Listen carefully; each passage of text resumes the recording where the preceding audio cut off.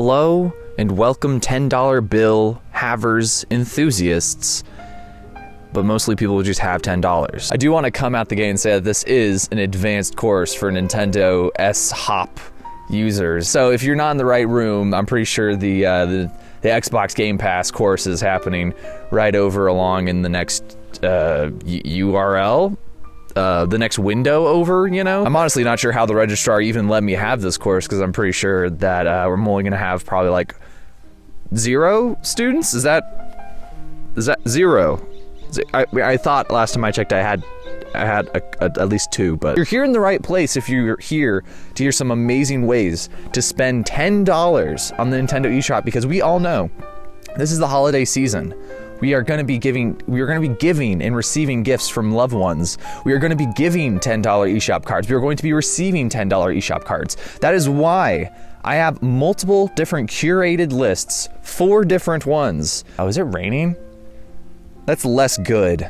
That's less good, but that's fine. That's fine. We can make this work. We just gotta go really fast. So, last time I checked, there are 4,791 games on sale right now. I've looked through them all.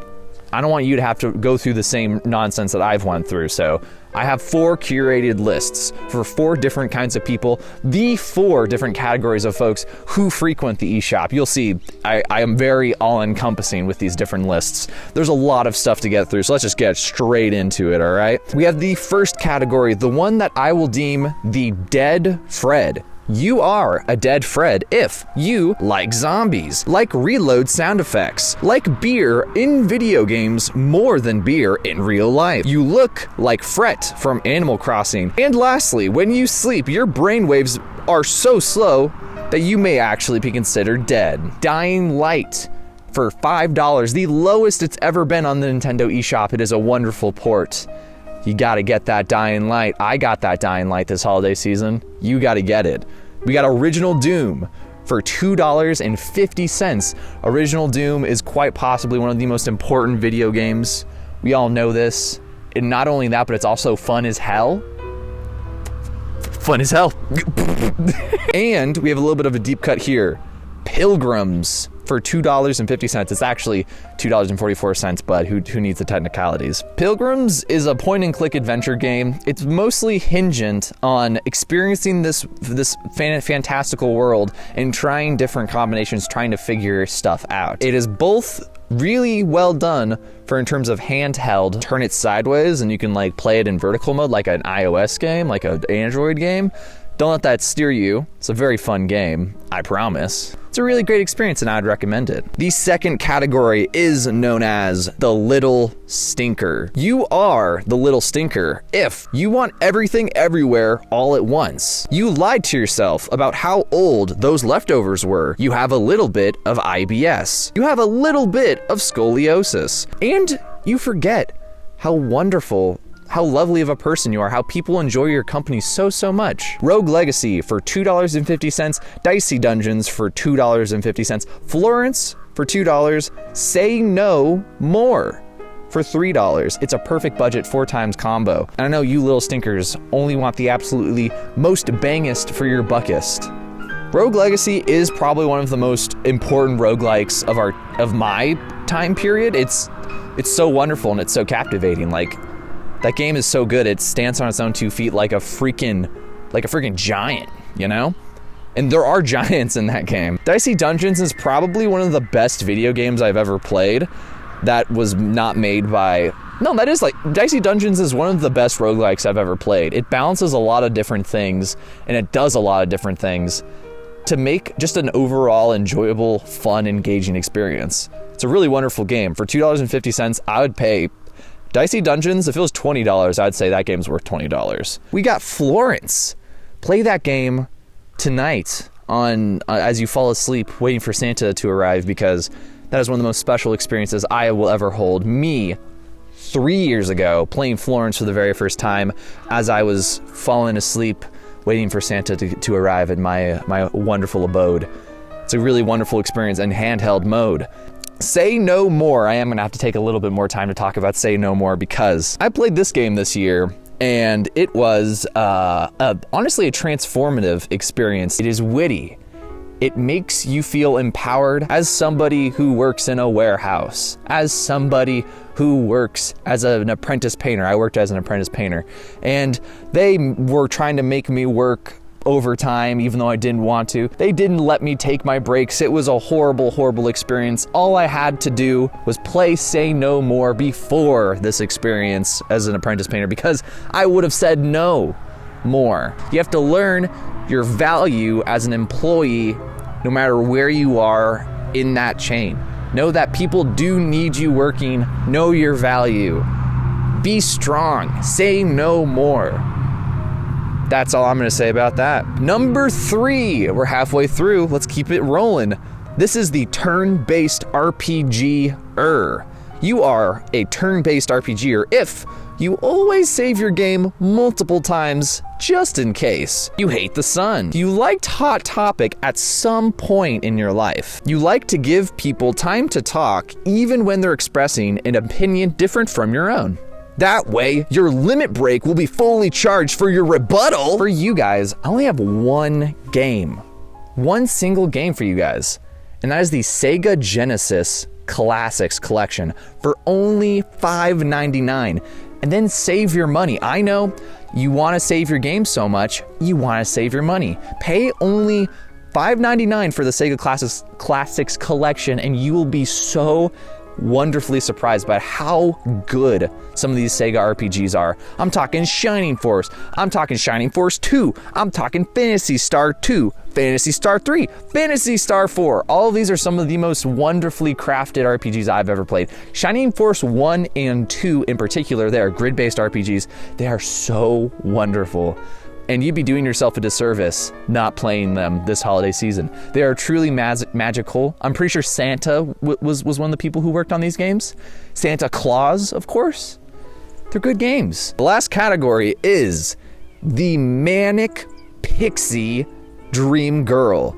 If you are a Manic Pixie, this is honestly the category I most personally identify with, because if you're a Manic Pixie Dream Girl, you like being unconventional for unconventional's sake. You like the Switch Lite more than the OLED. You have a photographic memory for things that don't matter. And you have a taste for mediocre video games. On the top of the list, we have Dropsy for $2.49. Dropsy is one of the most touching experiences that I played in recent memory, next to Florence, but we already talked about Florence. This is Dropsy's time.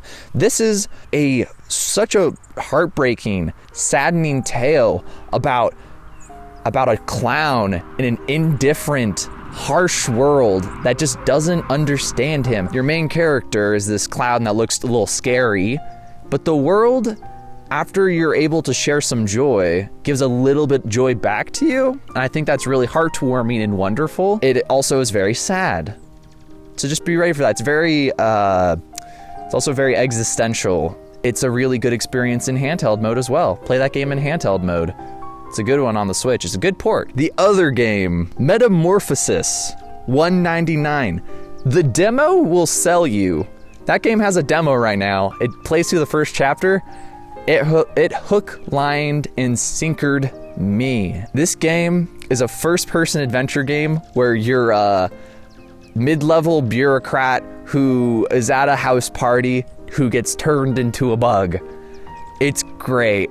It's complete nonsense. It controls pretty bad, but the game tried to do something different. But regardless, the next game, Balan Wonderworld, $5.99. Wait, that makes it 40 cents. That makes it 47 cents over budget. Well, I might as well include this other game, Mad Carnage, because it's only 3 cents. That way we can just round it up and make it an even 50 cents over budget, you know? So Balan Wonderworld, this game is not worth $40. You know how much this game is worth? $6. Because it's a really, really nice experience for $6. You know, what game it reminds me of is this very, obviously it reminds me of Knight's Journey of Dreams because it's made by the same person. Let me look up their name really quick. Yeah, it's Yuji Naka. That's the person who designed it. Yeah, I really like Yuji Naka games. He's the person who also was the designer for Phantasy Star. We were talking about Phantasy Star earlier, as well as Balan Wonderworld. All of these games have a little bit of a weirdness to them that I find incredibly endearing and captivating. There really isn't a way to describe like going into a world that Yuji Naka has created. It's very whimsical. It's very like sometimes overly positive to a point where it's a little bit annoying, but I really do have like I really do believe that Balan Wonderworld is a good game for $6. And then of course, how could I forget, we got Mad Carnage. Mad Carnage actually owns, dude. It has a horrible like block of text sort of story that like I couldn't care less about.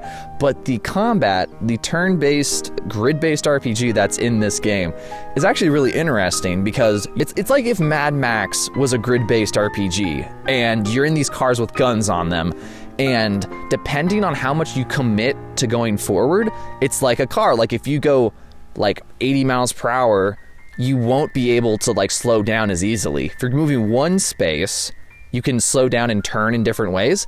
But if you commit to a three-way space, then the game's gonna make you continue to go that fast, which I think is an interesting mechanic. Also, they got rockets in this game. That's also pretty fun. I know, maybe some people are still upset about me choosing Balan Wonderworld, and if that's the case, I have another $6 game that you could potentially supplement, because if you're a little nematode who doesn't want to give Balan Wonderworld a try, ignore the critics. See if you can have fun with bad games. Come on, guys. Get on it. But the game we can supplement Balan Wonderworld with, if you are a little nematode, is CrossCode. I've never played this game, 100% honest. All these other games I've taken time to play and decide that I wanted them on my list, but this one, haven't played. I played a demo like probably 2 years ago. But going solely off a recommendation of a person I hold dear to me, I will be grabbing that game up with a lot of enthusiasm because I've heard that the story's great, the combat's the best. And they actually compared it. They were throwing around the C word. They were throwing around the CT word. The CrossCode is like Chrono Trigger. And I was like, oh, Chrono Trigger? Okay, you know what? Maybe I will give this game a try. So, and also I already have Balan Wonderworld on PC, so I'm gonna get CrossCode on my Switch for sure. But that's it. I appreciate everybody who's watched this far because at this point, my hands are frozen. Like, I am so genuinely cold. So I'm gonna end this off right here. Thank you for watching, and I'll see you in the next video, which will be a full year from now when it's Christmas again, so I can make another video that's vaguely about the holidays, because I like making videos that are vaguely about the holidays. With that, bye-bye. Yeah, jeez.